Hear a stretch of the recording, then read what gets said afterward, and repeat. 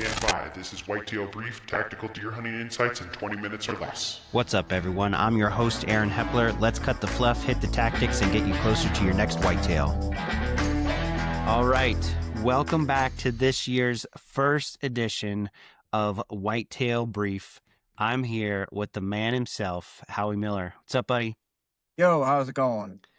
Good, man. I'm always excited to talk to you about whitetails because you know what's up and you grind hard and everybody loves to see what you're doing. So Howie here, why don't you tell everybody, I could tell people, but why don't you tell people what you just did? Well, I finally pulled the plug and moved up north to my cabin here. And yeah, it's been a long time coming. Dude, it's like everybody's dream. Howie is living in God's country, in the deer country of Pennsylvania. And you're right. You're already starting to do some whitetail work for the summer, right? Yeah, man, I've been pretty busy. Working back and forth. I mean, working some long hours here at the new job, but trying to get things ready around the property. Hasn't really been going as planned, but yeah, we're starting to get the gears turning in the right direction now. Good.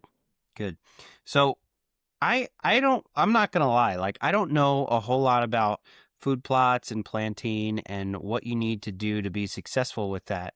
What would be some advice for somebody getting ready to do that type of prep for the season? I would say number one, you want to do soil samples. Make sure your soil is right. There's a litany of things you can figure out how to read them. You kind of want your pH to be around a 7, which is fairly neutral. And then depending on what your soil is, if you're below 7, you want to lime it to bring it up. If you're above it, honestly, I'm not 100% sure what you'd have to do. Probably like potash or something to try and bring that alkalinity in the soil back down. Go take a leak I'm still learning.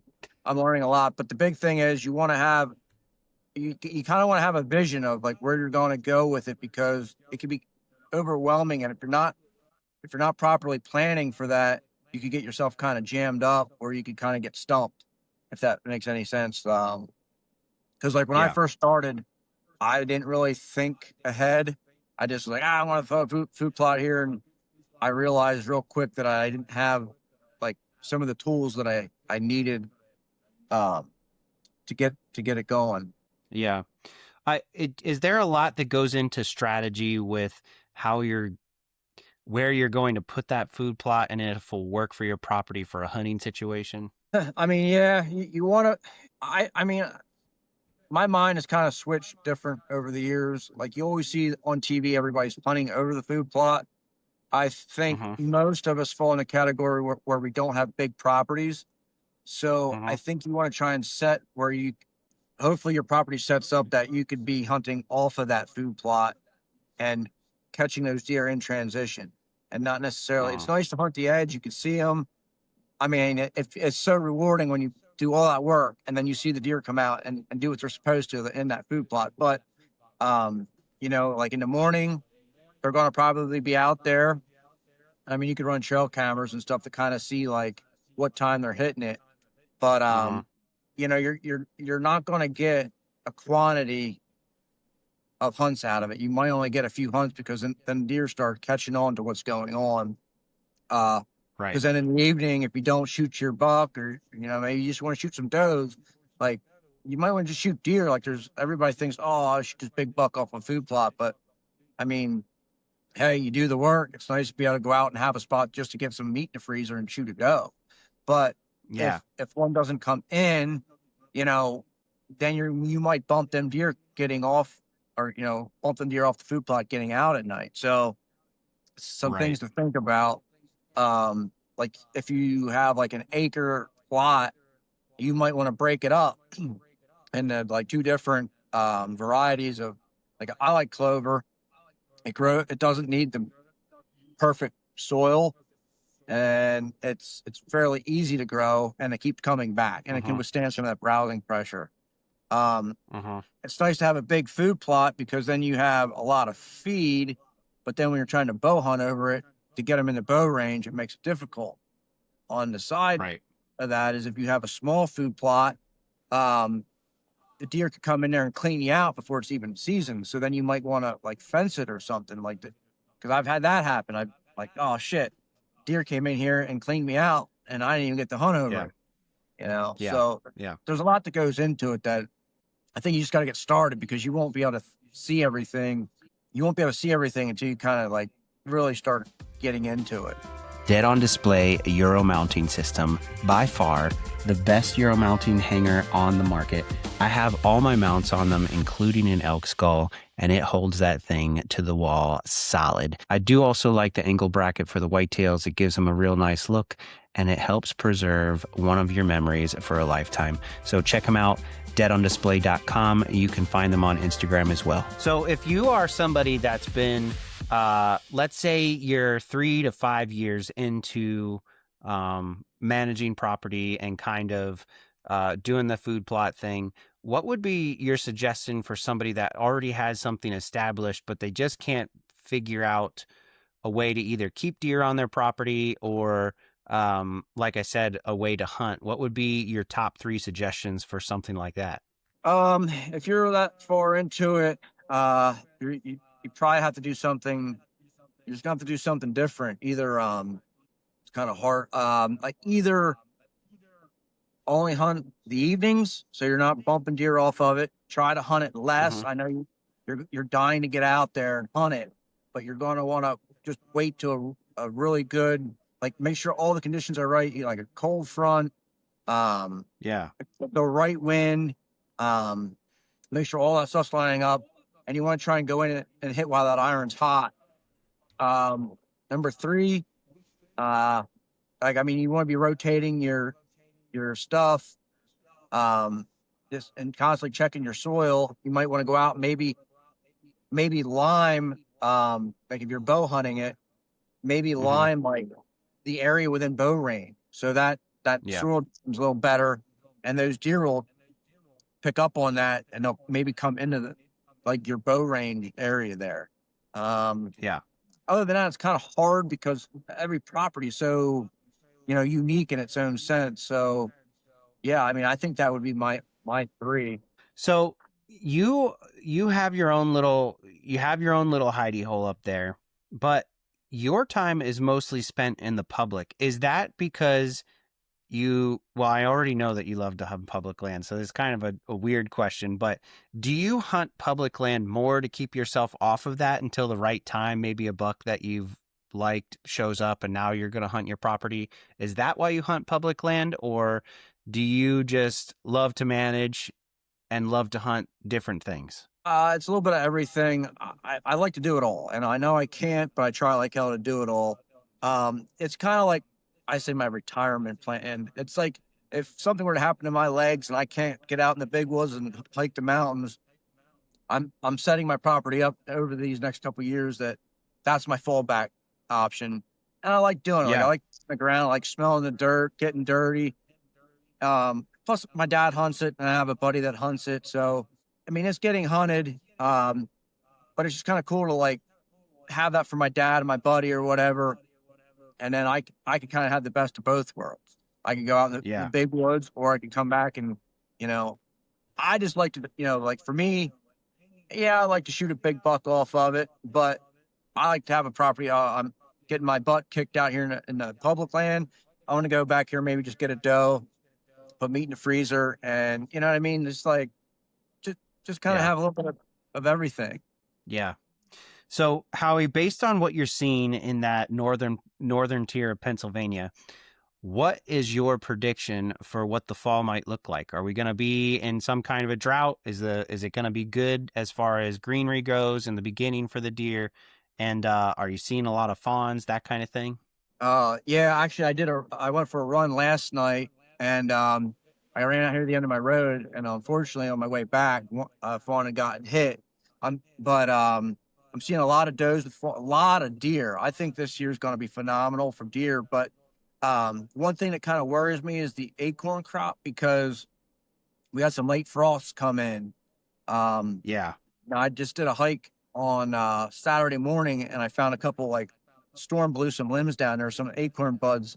So I'm like, oh, cool. There's some acorns out here, but I don't think they're going to be as as abundant as they were last year. Even like some of my fruit trees, they had flowers that are doing real well.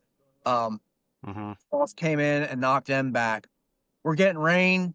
It's kind of spread out. The only thing I worry about is if we were to get dry right before season comes, and that's kind of that. I'm hoping the rain continues to just come in these spurts like we're getting. I think the fall is going to be awesome. If it gets dry, we're just gonna have to hug tight to water, like last. Are you doing anything on your own property to manage the water situation on those dry years? I'm actually, excuse me, I'm actually getting a mini coming in. I want to try and dig a water hole.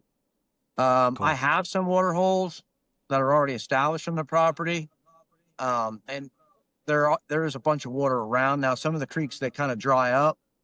Now that one water hole I have, I think they used to like water cattle out of it. It's just like a big round hole, and it holds water. So, I probably won't do too much other than, I mean, I do also have a pond on the property. I probably won't do too much, like depending on if I'm able to get that mini in there or not. Right. If that doesn't happen, I mean, I'm probably not going to do too much with the water just because I got so much else going on. Because actually the minis were a different project, but if I'm able to use it, I'm going to try to dig water. That's my plan. Cool. That's pretty solid. So Howie, we spent a day turkey hunting together this year, down on a local place down here, and had a lot of fun together. And most of our day was spent yelping and trading stories. Yeah. So why don't you tell the audience what's one of your favorite stories from your newfound dream home, in my opinion? You told some good ones that day. Yeah. You mean just basically since I bought the place or since I moved to the place? Whatever your favorites are, man. It's hard. I just love like deer camp when everybody comes up and we could just sit around and bust each other's ass and not really like think about all the other stuff going on in the world. But I guess the second year I had the place, we had a real rainy, it was a rainy opening day, and I looked at the weather and I'm like, shit, it's supposed to rain at 3 till like 7. I want to sleep in and go and hunt like near the parking lot because everybody's going to go out early and get wet. And they're going to come back and do like a deer drive, right? That was my thinking. Yeah. So I wake up and look at the weather, and it changed, and the rain got pushed back. I'm like, oh man. So I feet out, way out in this hill. I get out there, and it starts raining, and I get soaking wet. So I'm like, and my buddy, he got one down. So I'm like, all right, you stay put. I'm coming to you. So I get down, I get over to him, help him get his deer out, and I go back to the cabin. And I'm like, kind of frustrated and a little disappointed because I'm like, or I'm more like bummed out, because it's like it's opening day and we're all back at camp, like, and I'm looking at everybody like I want to fill some tags. I'm like, we're not going to fill tags like this. My dad, he hunts upstairs, like off the balcony, and all of a sudden we hear woo, like, oh shit, Dad's shooting.